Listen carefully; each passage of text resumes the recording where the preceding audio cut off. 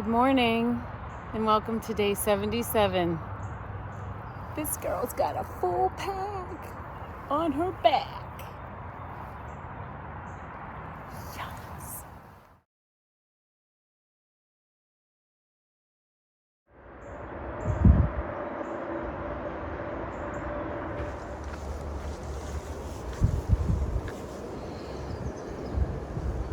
Gratitude.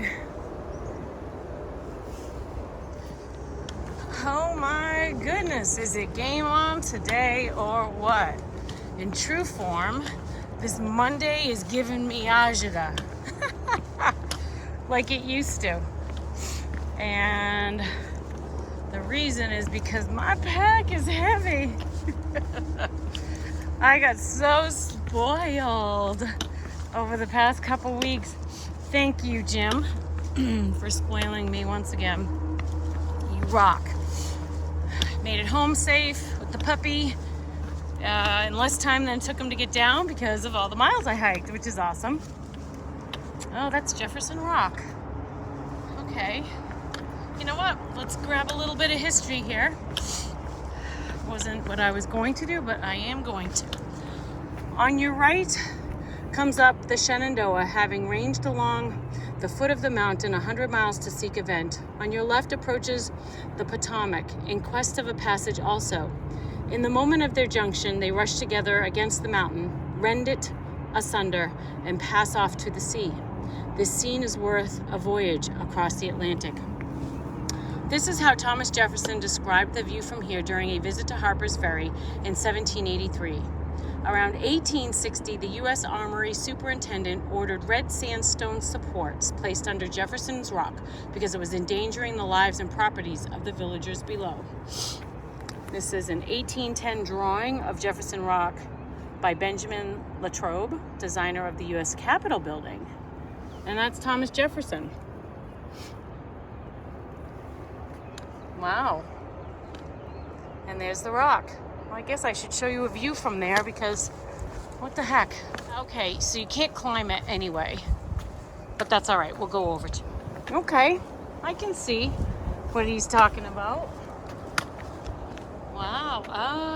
Oh, wow. Look at that. All right, I'm glad I came down here. Look at that. There's the river. A lot prettier than it was yesterday in the rain, huh? Wow. And then here are the mountains. Here's the rock. And then over here is more of the river. But I will say, the view to the left is far more beautiful.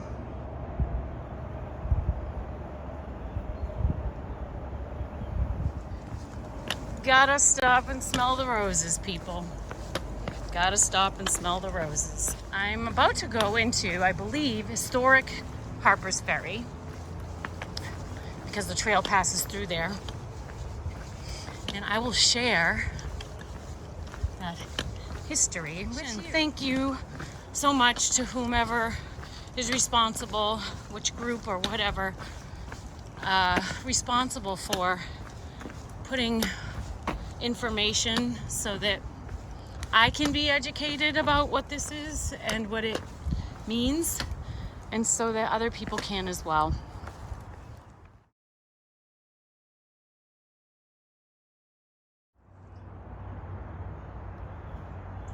Looks like it might have been an old church. Let's see if I'm right. And no, I didn't look ahead because I can't see that far without my glasses. And y'all who know me know that. Ah, yes, St. John's Episcopal Church.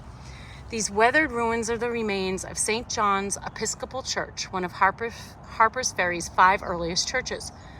Built in 1852 with money provided by church fairs, St. John served as a hospital and barracks during the Civil War and suffered considerable damage. It was rebuilt afterward, but was abandoned in 1895 when a new Episcopal church was built in the upper town. Well, last night I stayed at the Quality Inn. I hiked 12.2 miles yesterday from Blackburn to the point on the AT where I left the AT to go to the hotel. So happy I did. I never got a chill yesterday, which made my hike far better than any of the hikes that I've had in the rain as of late. I was able to shower, do laundry, got a couple videos uploaded and edited and in the queue to upload. And I met some other hikers, which was wonderful. It's a beautiful church.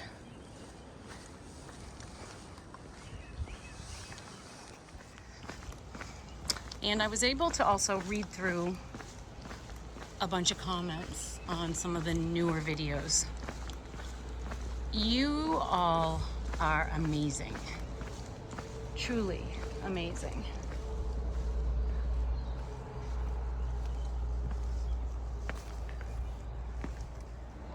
The historic chapel of St. Peter. Welcome to St. Peter's Roman Catholic Church. High above the storied town of Harper's Ferry, with the tranquil waters of the Shenandoah River flowing just below, sits historic St. Peter's Church. Deeply rooted in the rich history of the church in West Virginia, the Civil War, and one of its state's oldest towns, the chapel is a firm link to the Catholic heritage which still serves generations of parishioners and visitors. Since its establishment in 1830, St. Peter's has been the focal point for many historic events, particularly John Brown's raid on October 16th through 19th in 1859, and the American Civil War. In addition, several prominent pioneers of the Catholic Church, both in West Virginia and America, have been associated with St. Peter's as parishioners, missionaries, or pastors. Through its history and beauty, St. Peter's has become one of the most visited sites in historic Harper's Ferry.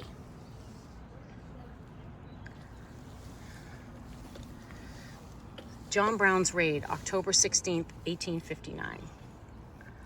On the night of the 16th of October last, a party of abolitionists came to Harper's Ferry, and while the citizens peacefully slept, they took possession of the United States Armory, Rifle Works, and Arsenal.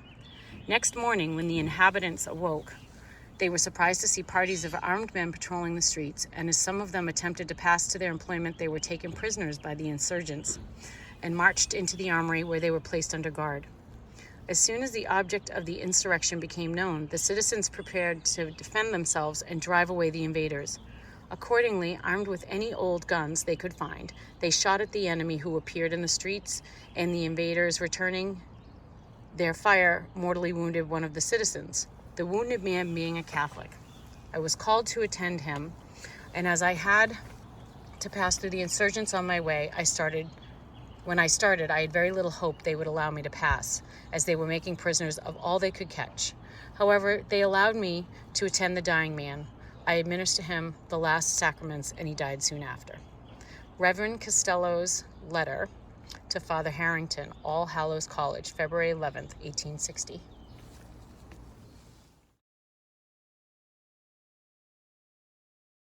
Peter's Roman Catholic Church. Construction of the Chesapeake and Ohio Canal and the Baltimore and Ohio Railroad produced an influx of Irish laborers into the Harper's Ferry area during the early 1830s. St. Peter's Catholic Church, completed in 1833, symbolizes America's melting pot tradition and the customs, habits, and religion of the early Irish immigrants.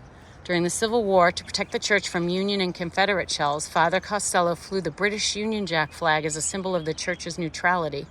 St. Peter's escaped the war relatively unscathed. St. Peter's was remodeled to its present appearance in 1896, and Mass is offered here every Sunday. Harper House, the mansion on the hill. From this vantage point, early residents watched Harper's Ferry grow from a tiny village into a thriving industrial community. In 1775, town founder Robert Harper chose this hillside for his home. The home was completed in 1782. Unfortunately, he died that same year and never lived here. Harper had no children and left his property to his niece, Sarah Harper Wager. On September 6, 1832, Sarah's granddaughter, Sarah Ann, married Noah H. Swain in this house, referred to as the mansion. This home was owned by the Swain family for 89 years.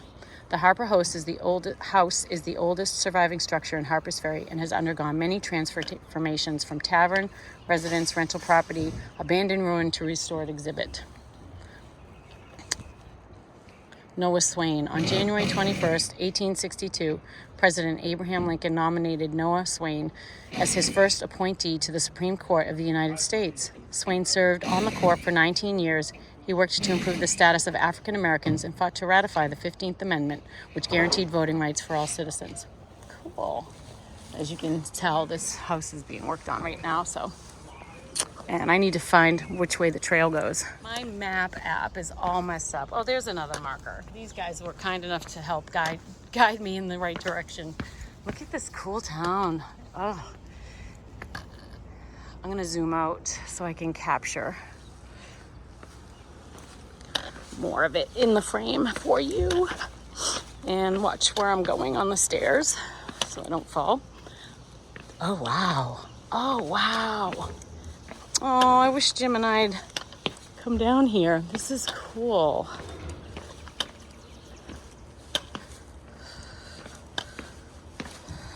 It's almost like the actual old town with the cobblestone street.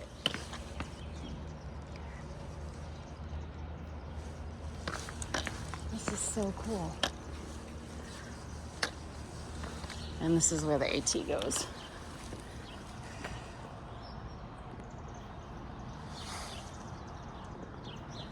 That's neat. All right. I'm just gonna keep running the video here so that you can see what I'm seeing. You can fast forward if it's not of interest. Look at that. It's so cool.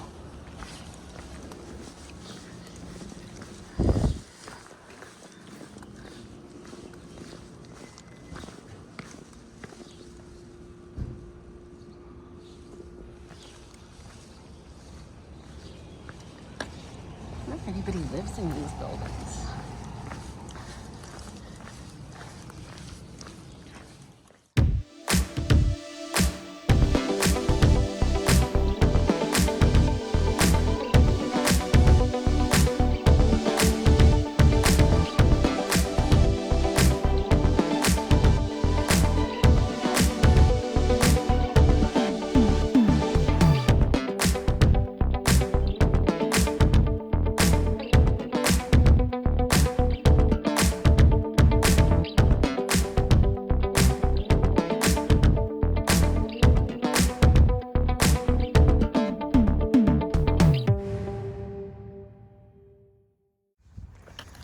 The war that ended slavery.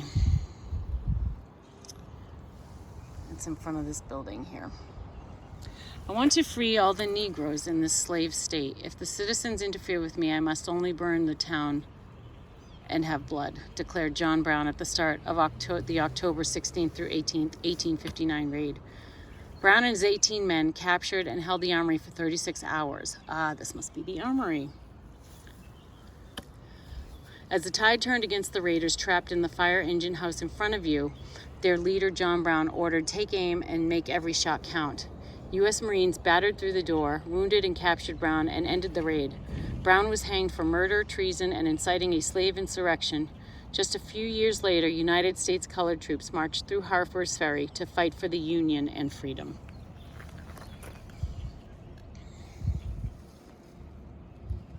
Where three national trails meet: the Appalachian Trail, Chesapeake and Ohio Canal, and Potomac Heritage Trail. Huh. Okay. So which way is the AT? Because I'm confused.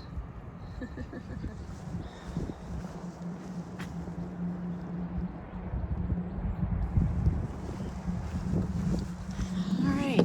This is where I'm going. I'm glad there's not a train coming by.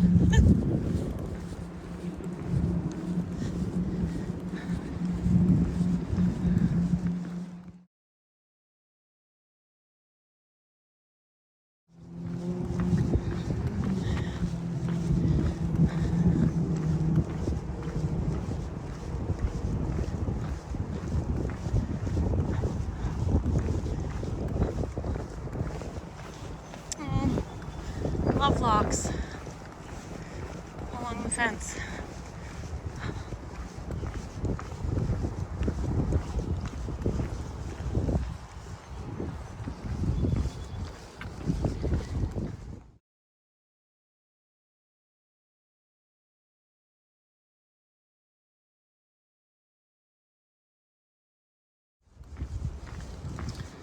I kind of hope I'm not going in that tunnel. No, I'm not. Of course not. Why would I even think that? Stupid girl. Stop laughing, Heidi. So anyone coming up behind me, I hope you're watching where I'm going, just for awareness.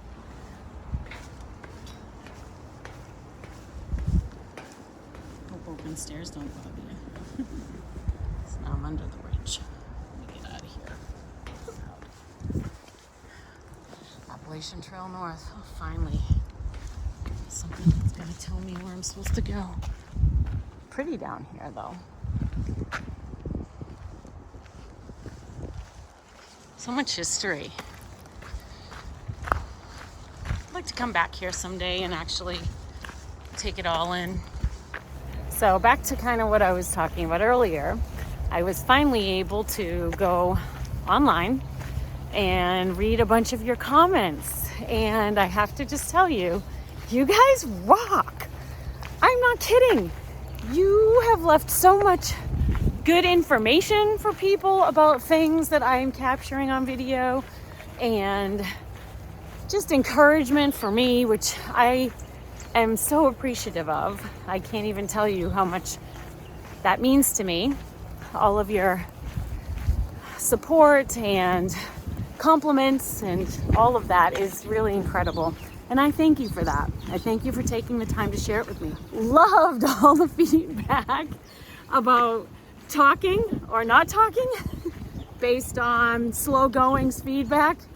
Yeah, and I think you noticed probably the next day, I don't think I could stop talking even if I tried. So you're kind of stuck with me. And I did agree with somebody's comment where they said, you don't call up a heavy metal music station and ask them to play something different. You're right. If this doesn't work for you, and I said that early on because people were upset by my foul language, go figure. And I said, you know what, this is me.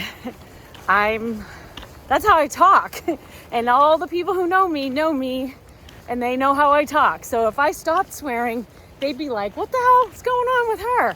Why is she being so fake? So anyway, I appreciate your support for me to be me to be me. Yeah, stop. And I will continue to do that. So thank you. I don't want to fall in that river. The current looks crazy strong.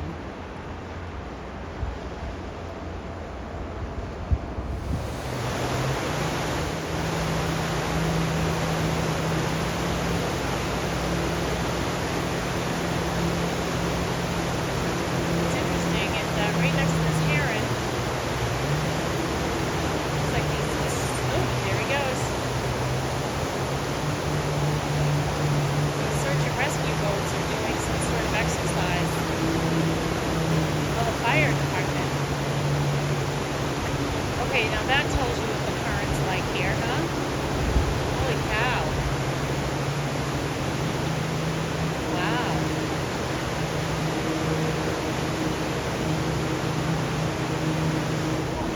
Wow. Cool.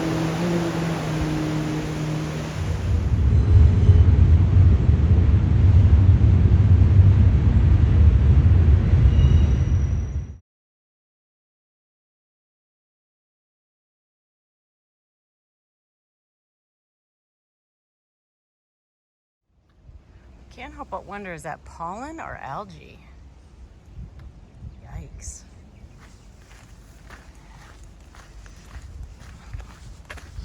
Looks more like algae. Still on this rail trail. I will say, this is not the most enjoyable walk I've had because, as I've said before, I feel less comfortable around cities and towns than I do in the woods because there's an element, unfortunately, that can create uneasiness when one is not in a group. It's too bad. But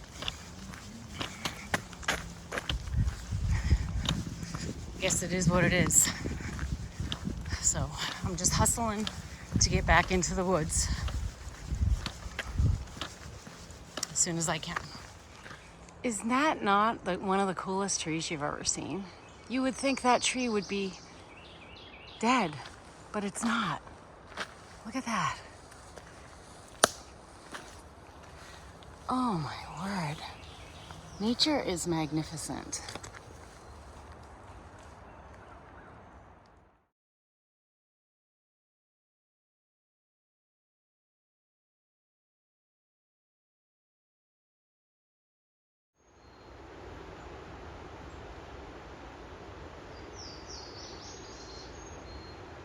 So here I am with SpongeBob, who is from Canada, and we are hiking along the AT northbound today. And can you tell us what state we're in right now? We are in Maryland. We've been in Maryland since we crossed the rail bridge at Harper's Ferry. I had no idea. Like I had no idea that we were in Maryland already. I was looking for a sign, and SpongeBob told me there is no sign. And you remember the railroad bridge. I was videoing that, and so that's how long I've been in Maryland. That is awesome. Another state down. Feels good, doesn't it? Yeah. Yeah, it does.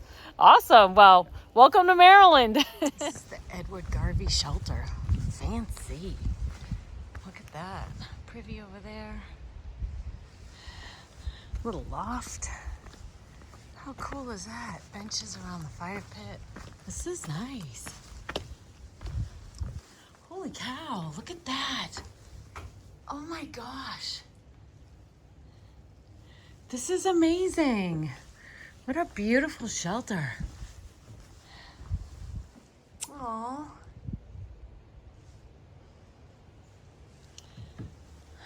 Look at the second story. That's cool. I think I'll have lunch here. Yeah, why not? Ooh, I bet there's awesome views in the winter.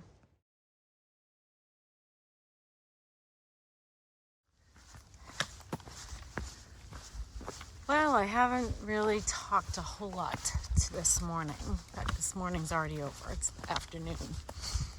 I felt like sharing everything I did about Harper's Ferry was going to probably take up a lot of time, and I don't want to edit that out because I feel like my dad will really like to hear that history.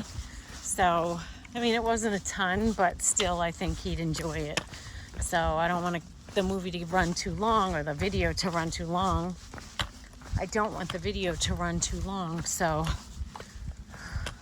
I've also been thinking a lot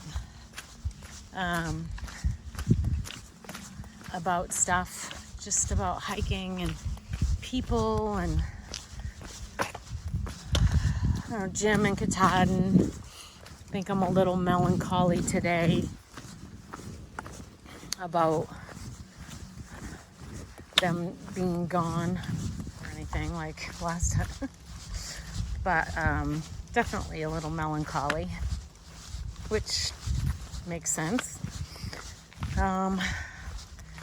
I had lunch with SpongeBob, and then another guy came along. This guy this is like his third time trying to hike the AT, and he keeps starting in different spots. And I just have incredible admiration for the fact that he's not giving up. He hasn't given up. And he keeps trying. And I said to him, good for you. You have incredible determination. It's like, I don't feel like it. He said, I have to keep giving up and starting in a new state just to see if I can get through a state. He said, so I picked Maryland because it seems kind of flat. But as you all have seen, this trail is anything but flat. Even when it's flat, it's not flat. Because it's still rolly. The hills still roll. And you have rocks and you have all kinds of stuff. It's not like that rail trail I was walking on this morning. Not even close. Which I didn't even enjoy, to be perfectly honest. I'd rather be hiking in the woods. And I'd rather be hiking up and down mountains than being on a rail trail, personally. but that's just me. Everything's good as long as you're outside, really. But I think I'm gonna push a little bit today and get to this campground that has restrooms and showers and stuff. My only concern is potential for rain. So you can see the sun is out, but it's been chilly and it was sprinkling a little bit earlier. So I think that the sky is trying to make up its mind today. But I get about 10 miles left to do if I want to go to that campground, and we'll see who's there. That's part of the excitement. Who will I meet today? Every day is a new adventure, and that's a good thing. Hope you're all doing all right on the Monday that it is. Back to the grind. Yuck. I just realized why I'm feeling what's, sort of pushing that melancholy feeling for me today. And it's because, honestly, we must be going, I don't know what we are going by, because I don't have my winter views anymore, or I'd be able to see what's over there. But I can tell you, whatever's over there has been a lot of lawn mowing going on. So I think that that's been sort of in my head and making me think of home and summer and laying on the back porch at the lake, maybe taking a nap while Jim's mowing the lawn, or I don't know. I just have this, when I hear the lawn mowing sound, it's almost, it's just one of those sounds, I guess, that I associate with home and relaxing, and, one of those sounds of summer. So maybe that's what it is. And I miss them. Of course, the obvious, right? I still can't get over all the stuff that you do, Jim. In the span of one day, the amount of things that you touch to keep everything going, moving forward, or everything in line and everything smooth is incredible. You are amazing, babe, and I love you. I can't wait to see you again. But today, I'm going to focus on today. And I'm looking forward to, I think I'm going to push it and go to the campground. I know a few people that we're going to probably go there today. So I think that might be where I go. I knew people going to the shelter before it as well, but I think I want to push the extra couple miles because I want to get home. Don't get me wrong, I don't want to rush this experience, but every couple miles adds up, as you can see. All those days where I added on some extra miles got me here a lot faster than I was expecting to. So, hey, I'm already in Maryland. So, I've come through Georgia, North Carolina, Tennessee, Virginia, West Virginia, and now I'm in Maryland. And I'm coming for you, Pennsylvania. I think I got some goodies in Pennsylvania. There's a woman, my friend Amy,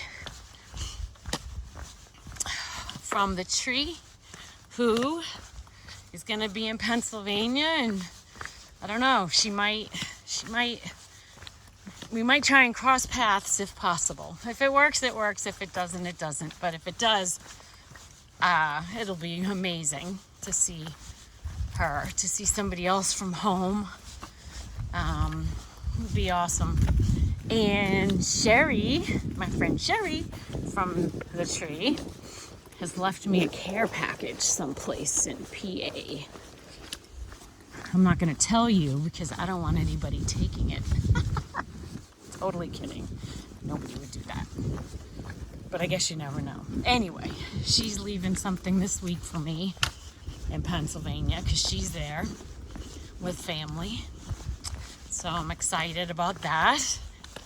I got some excitement in PA besides all the rocks. Those who don't know, they call Pennsylvania Rocksylvania. Oh, I love the names that people come up with for stuff. They call Vermont Vermud. I don't know any other nicknames at this point. I think the lawnmower is what got me. No, that sound goes back to childhood. When my grandfather was mowing the lawn on the weekends, you know, when we go up and visit him in New Hampshire. Oh my gosh. Although,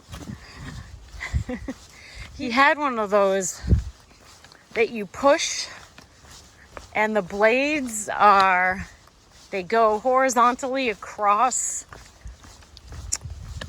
to the metal wheels, and you basically pushed it back and forth and those blades would spin with the wheels on the lawn. And that's how we used to cut the grass at his house. So you want to talk about hard work? And whenever he showed me how to do it that way, what a mess I made of his lawn. But he didn't care. The guy wanted to give me $5 so bad. He'd give me $5 to do the crappiest job in the world on mowing a little square of the front lawn. I did a horrible job. But he was trying to teach me, and God bless him, Papa, God bless you. He's trying to teach me the value of work. Yeah, a little kid, a little crazy kid that I was. He's trying to explain to me, if you work hard, you can earn money. If you earn money, you can buy nice things for yourself. You know, you got to realize this man was born in the early 1900s. And I mean early 1900s. Like maybe 1905. And lived through the Depression and lived through coming over to this country from Italy as a 14-year-old boy who didn't speak a word of English in the bottom of a big ship coming through Ellis Island to live with a cousin. And all he wanted was to be American. All that man wanted, all that kid wanted was to be American. He wanted to learn the language. He didn't want to have an accent. He wanted to be American. He wanted to leave Italy behind and be an American. So different, you know? And that man worked so hard. He went to MIT to be an engineer, and he worked at the Navy Yard in Boston as an electrical engineer, and he worked multiple jobs and provided so well for his family. I guess you can tell I have intense and profound admiration for my grandfather and anyone else who did that in their lives, who was bold enough to leave their homeland and come here alone and start a new life for themselves, like my sweet Prue. God, like the courage that takes. It's amazing. I admire everyone who's done that, anyone who's done that. I don't care where you came from or whatever. Anyway, I've gone off on a rant. I don't even know how that started. And I need to pay attention to where I'm going because I gotta look at my map. Thanks for listening. I appreciate that you listen to me.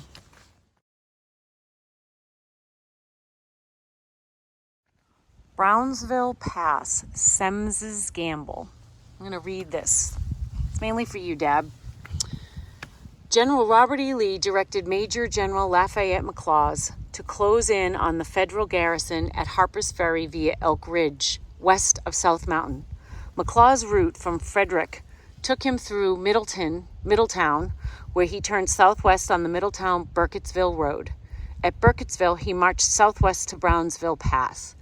McLaws left Brigadier General Paul Semmes and his brigade at the western foot of the mountain at Brownsville on September 11th. Ooh. Semmes stayed at Brownsville until the 13th when he moved back into the Gap. Though Semmes knew of Crampton's Gap, about 1 mile north, he chose to occupy this position, believing any federal thrust would follow the same route McLaws had taken.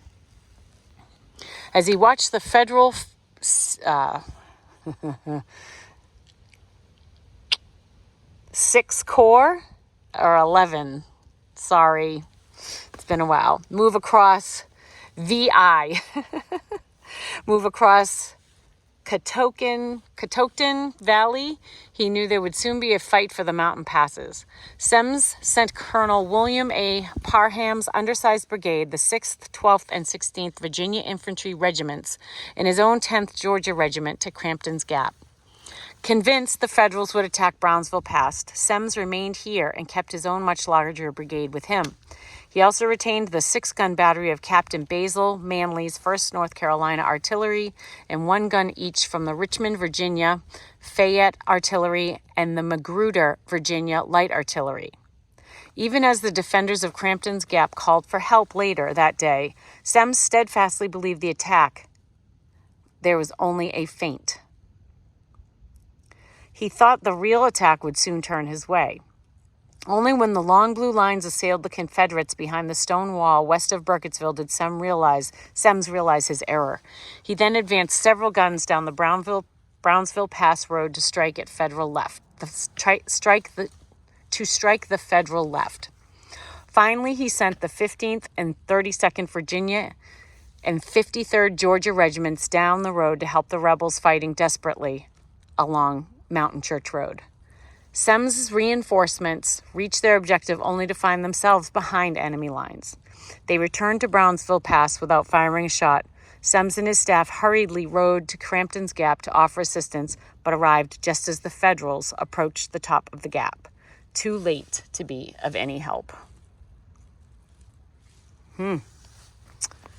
Wow. And here's a burial plot and mausoleum built in 1895 by George Alfred Townsend. Wow. Oh, that must be the mausoleum up there. I'm not going to go up there. I'm going to go down here. There's all kinds of stuff over here. I don't know if I'm walking by it or not, but I will definitely read it to you if there's more information. So here I am at... do you know what gap I'm at? I just read Crampton? it. I just read it. It's Crampton, I think. I Anyway, think it's Crampton Gap. I'll let you know. And I just met this wonderful woman, Pocahontas. She hiked the AT in 1995, and I finished a section hike. And you finished the section I have hike? 2 hikes. Wow, very nice. And I was in the restroom trying to fill up my water bottle, but the sink was too shallow, and she very kindly offered to give me water. So, do you have any advice for anybody that's through hiking, or maybe for me? Is there anything, words of wisdom, or anything that you want me to... Just don't get discouraged. It's so much fun, and you're going to enjoy it so much. I hope you're already enjoying it. I'm loving it. It's an incredible adventure. It's so fun. I'm hoping to support my grandson hiking next year. Oh, so yeah, that's awesome. Yeah, he helped me finish my section hike. Oh. New Hampshire's really hard, but not for a through hiker.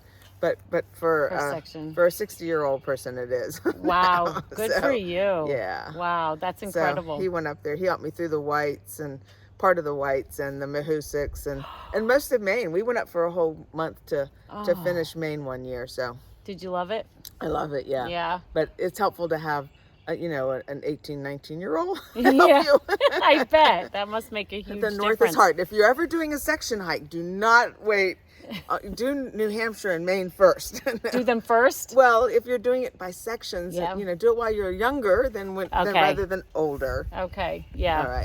All right. Good advice, and thank you. It was You're welcome. wonderful to meet you, and thank you very much for the water. Sure, no problem. Pocahontas was just telling me a story about how she got struck by lightning in the Smokies. She said, a word of warning. Don't sit close to anybody during a thunder and lightning storm because it will pass over from one person to another. Terrifying. You all know I was terrified of the Smokies. Okay, we've got a lot of Civil War stuff here to read. So for those who don't want to hear it, then please just fast forward on the video, but I am going to read this for my dad. Okay. Between September 4th and 7th, 1862, the Army of Northern Virginia, General Robert E. Lee commanding, crossed the Potomac near Leesburg and occupied Frederick, Maryland. On the 10th, a movement was made to surround and capture the Union forces at Harper's Ferry. Early that morning, General T.J. Jackson, with Jackson's Stonewall Division and the divisions of R.S. Ewell and A.P. Hill, left Frederick, marched over South Mountain at Turner's Pass, 6 miles north of this, crossed the Potomac near Williamsport on the 11th, seized Martinsburg on the 12th, and marching by way of Charlestown on the 13th, invested Harper's Ferry from the Virginia side of the Potomac. General Lee, with the divisions of D.R. Jones and J.B. Hood and the brigade of N.G. Evans, marched to Hagerstown. D.H. Hill's division halted at Boonesboro to prevent the escape of the garrison at Harper's Ferry through Pleasant Valley, and to support Stuart's cavalry, which remained east of South Mountain to observe the movements of the Union Army and retard its advance. McLaws, with his own division and that of R.H. Anderson, moved from Frederick on the 10th in rear of D.H. Hill, left the Frederick and Hagerstown Pike at Middletown, crossed South Mountain at Brownsville Pass, 1 mile south of this, and bivouacked near Brownsville on the night of the 11th. On the 12th, McLaws marched into Maryland Heights and down Pleasant Valley to invest Harper's Ferry from the Maryland side of the Potomac, leaving Semmes' brigade to hold Brownsville Pass.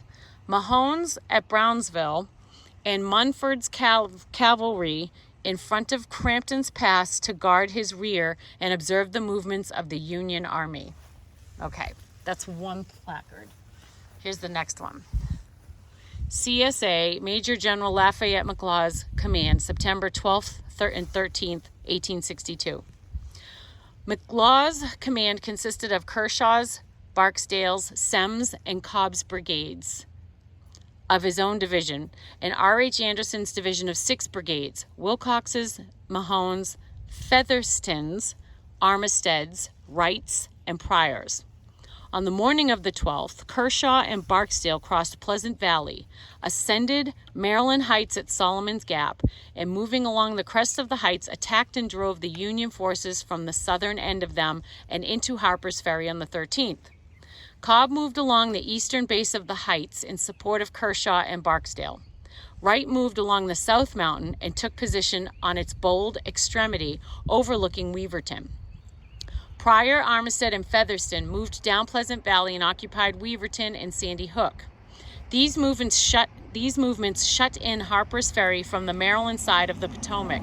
Semmes' brigade held Brownsville's Pass, and Mahone's was in Pleasant Valley, prepared to assist Semmes or to reinforce Munford's cavalry brigade in front of Crampton's Pass. September 14th, 1862. Upon the approach of the 6th Corps Army of the Potomac from Jefferson, Colonel T.T. Munford, commanding Cavalry Brigade, prepared to dispute its advance through this pass. Mahone's brigade, Lieutenant Colonel Parham, commanding, was put in position at the foot of the mountain with the cavalry dismounted on either flank. Chew's battery of horse artillery and 2 guns of Grimes' Portsmouth battery, both Virginia, were placed halfway up the mountain. Later in the day, Grimes's guns were put on the crest near this point, and for nearly 3 hours, assisted by 5 guns in the Brownsville Pass, Munford held the Union forces in check, but overlapped on both flanks and pressed in front, was compelled to retire. As the line began to yield, the 10th Georgia of Semmes' brigade came to its assistance. Cobb's brigade, brought back from Sandy Hook, met the retiring forces a few yards east of this, but the whole command was quickly overpowered, and losing many captured, retreated into Pleasant Valley, the cavalry to Roarersville, and the infantry to Brownsville. Semmes abandoned Brownsville Pass and joined Cobb and Mahone. Wilcox moved back from the near Weaverton, and Kershaw and Barksdale, except 13th Mississippi, were withdrawn from the Maryland Heights, and before midnight, the 6 brigades under command of R.H. Anderson were in line across the valley to oppose the 6th Corps. McLaws, with the 4 brigades of Pryor, Featherston, Armistead, and Wright, and the 13th Mississippi of Barksdale, continued the investment of Harper's Ferry, which surrendered on the morning of the 15th. USA 6th Army Corps, Major General W.B. Franklin commanding, September 14, 1862. The 6th Corps consisted of 2 divisions commanded by Major Generals H.W. Slocum and W.F. Smith. On the march of the Army of the Potomac through Maryland, this corps, with Couch's division, 4th Corps temporarily attached, formed the left of the advancing line. It moved through Tenallytown, Darnestown, Poolesville, and Barnesville, reaching Buckystown west of the Monocacy, 12 miles southeast of this, on the evening of September 13th. Under orders to force Crampton's Pass and seize Roarsville in order to cut off McLaws from the main body of the Army of Northern Virginia and to relieve Harper's Ferry, the Corps moved early on the morning of the 14th, passed through Jefferson, and reached the outskirts of Burkittsville at noon. At 3 p.m., Slocum and Smith advanced, drove Munford's cavalry and Mahone's infantry from the foot of the mountain and through this pass and overthrew Cobb's brigade in this vicinity, taking many prisoners. The infantry brigades retreated to Brownsville and the cavalry to Roarsville. Semmes' brigade abandoned Brownsville Pass and joined Cobb and Mahone. The Corps advanced into Pleasant Valley on the evening of the 14th, where it remained until the morning of the 17th, when it marched for the field of Antietam. I don't know how to say that. The Maryland Campaign of 1862. On September 4th, 1862, General Robert E. Lee, hoping to shorten the war by winning a decisive victory on northern soil, crossed the Potomac River into Maryland. Lee planned to draw the Army of the Potomac through South Mountain into Pennsylvania and fight on ground of his choosing. His plan depended on securing his supply line down the Shenandoah Valley past Harper's Ferry, then garrisoned by nearly 13,000 federal troops. When the Federals did not withdraw, Lee decided to attack them. From his camp near Frederick, Maryland, he divided his army into 5 parts. Lee gambled he could take Harper's Ferry and regroup before the Federals realized what he had done. He sent 3 units under the command of General T.J. Stonewall Jackson from Frederick to Harper's Ferry. A 4th marched into Hagerstown to guard against a rumored movement of Union troops from Pennsylvania. A 5th unit formed the rear guard at Boonesboro. General George B. McClellan organized the Army of the Potomac into 3 wings and marched out of Washington along a 25-mile front. Learning that Lee's army was divided and marching in opposite directions well to the west, McClellan began his pursuit into western Maryland on September 11th. Moving faster than Lee expected, he entered Catoctin Valley on the 13th, reached the foot of South Mountain on the 14th. The Battle of South Mountain smashed Lee's plan to invade Pennsylvania, but did buy him time to concentrate his scattered army. Lee assembled his army at Sharpsburg and set up a defensive position behind Antietam Creek on the 15th. The Harper's Ferry garrison surrendered that morning. This event allowed Jackson to rejoin Lee. The Battle of Antietam was fought 2 days later. There's some lost orders here. No other document of the Civil War has generated so much controversy as Lee's Special Orders number 191. These lost orders detailed the movements of Lee's army for the operation against Harper's Ferry. On September 9th, Lee sent copies of the order to his subordinate commanders. The copy that General George B. McClellan read on September 13th was found by 3 federal soldiers in an abandoned campsite near Frederick in an envelope wrapped around 3 cigars. The envelope was addressed to General D.H. Hill.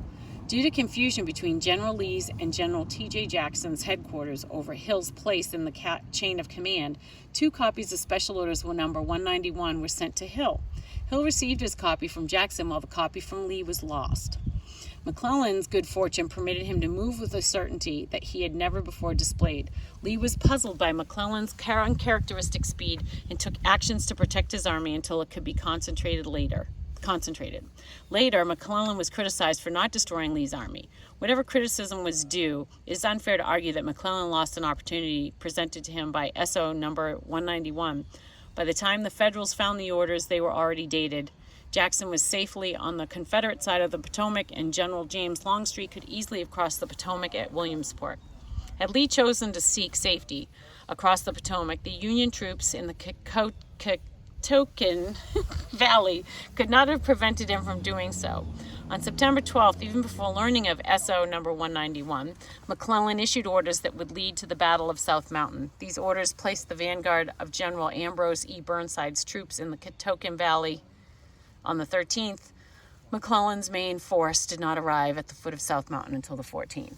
And there's this is like copies of the actual handwritten order. If the lost orders had never been found, the battles of South Mountain and Antietam would still have occurred, and Lee's gamble in Maryland still would have failed. Lee's chance for success was lost, not because his orders were found, but because his army remained divided too long and McClellan moved faster than Lee expected. This is cool.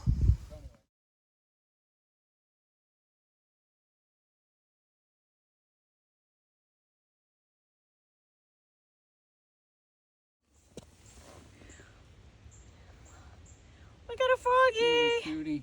Yeah. Hello, little guy. Look what I have for you today. Some views. I'm just as surprised as you are. It's not another sign about the Civil War. It's actually some magnificent countryside. I don't know what this is.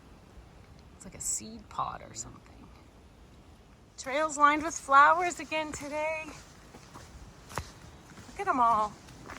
So pretty.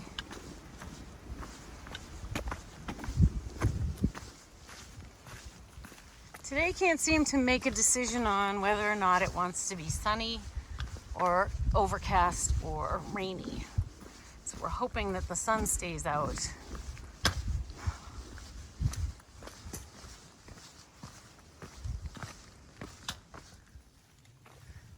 A little pond in the trees.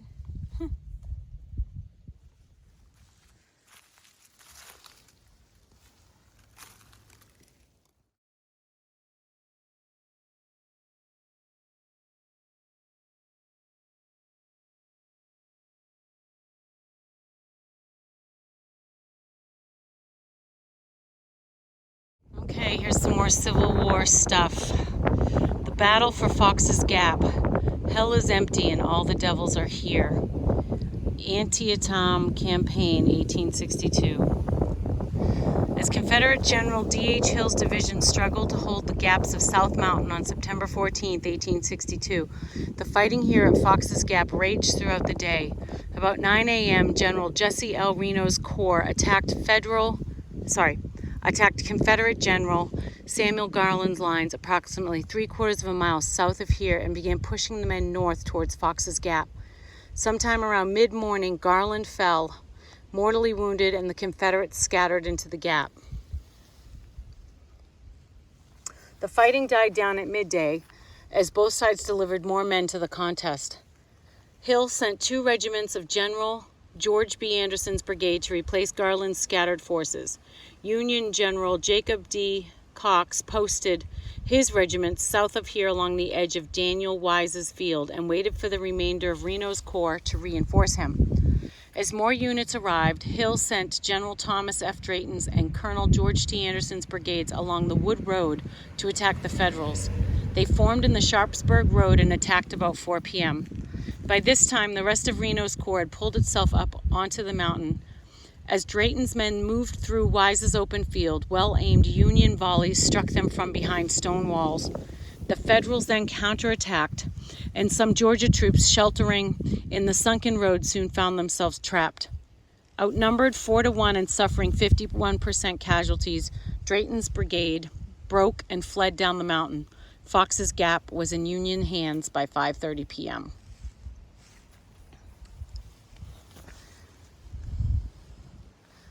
The fight for Fox's Gap on September 14, 1862 claimed the lives of 2 generals, one from each side. Confederate General Samuel Garland, a Lynchburg, Virginia native, attended the Virginia Military Institute at Lexington and later obtained his law degree. Married in 1856, he suffered tragedy early in the war when both his wife and 4-year-old son died in an influenza epidemic. Grief-stricken, he left Lynchburg as captain of the Lynchburg Home Guard, excelled during the Peninsula Campaign and 7 days battles, and soon attained a general's rank. Charged with defending Fox's Gap, he fell mortally wounded by a bullet through his chest while rallying his men about 3/4 of a mile south of here. As evening fell and the Confederates fell back through the gap and off to the north, Union General Jesse L. Reno rode by here and into the field across from Wise's cabin to investigate what he believed was a delay in the push for Turner's Gap. Just then, General John Bell Hood's Texans arrived on the field and fired the final Confederate volley, mortally wounding Reno.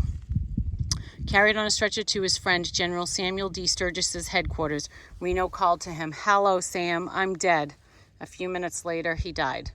The first Union Corps commander killed during the war. His monument is the second oldest one erected for the Maryland campaign.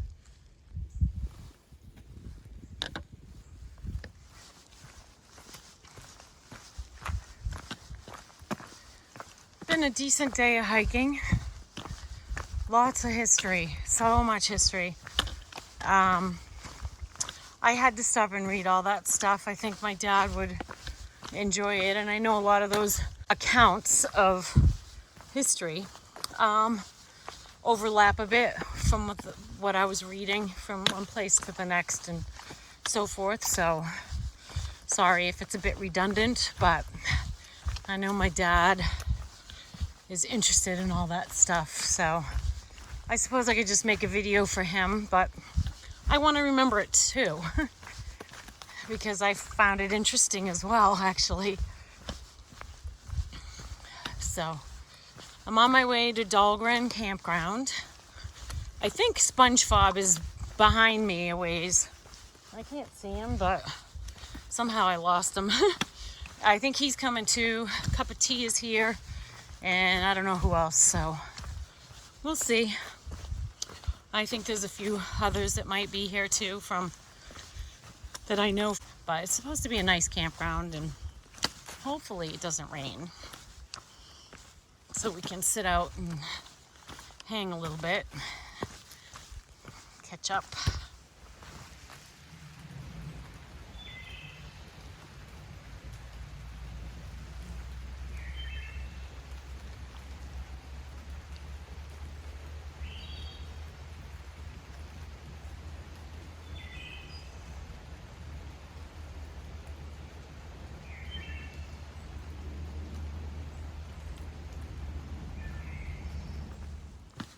I think that's the campground.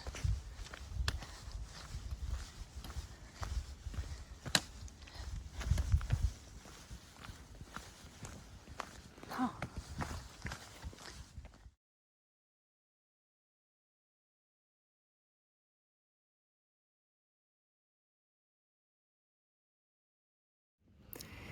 Hi there. It's about 8:30. I'm happily in my tent again. I do miss being in my tent, and yes, I'm talking funny because I'm wearing my retainers. See, Sandy, I'm still wearing my retainers. Sandy's my hygienist, and she's the best. So it's great to be back in my tent. The only downside is that it was pouring rain earlier. So we're at a campground that's off of the AT for AT hikers, and there's quite a few tents here tonight, quite a few people. I'm hoping that it doesn't keep raining and that the rain stops so that my tent will dry out before I have to pack it up in the morning. I just really don't like packing up a wet tent. But I'm glad I went the extra couple miles tonight so that tomorrow I can do some good miles again. I'm in Maryland, so that's amazing. And in a few days, I'm going to be in Pennsylvania. There's a lot of war stuff today. I know it's going to probably be a long video, so I apologize and I appreciate your patience because I know that it's really interesting. I think it's interesting, and I know my dad will love it.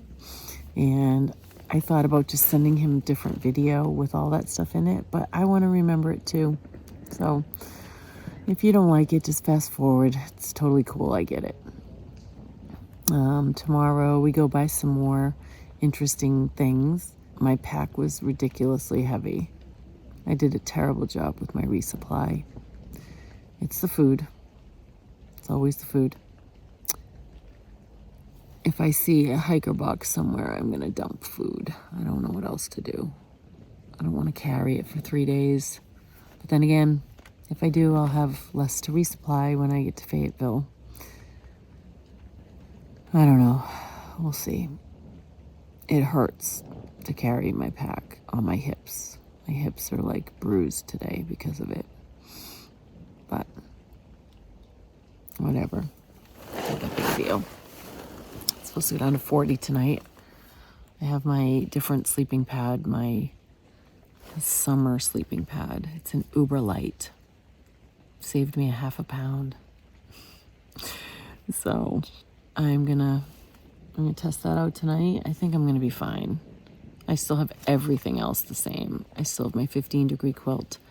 I still have my full pants and long sleeve wool pajamas and my hat, my gloves, my buff.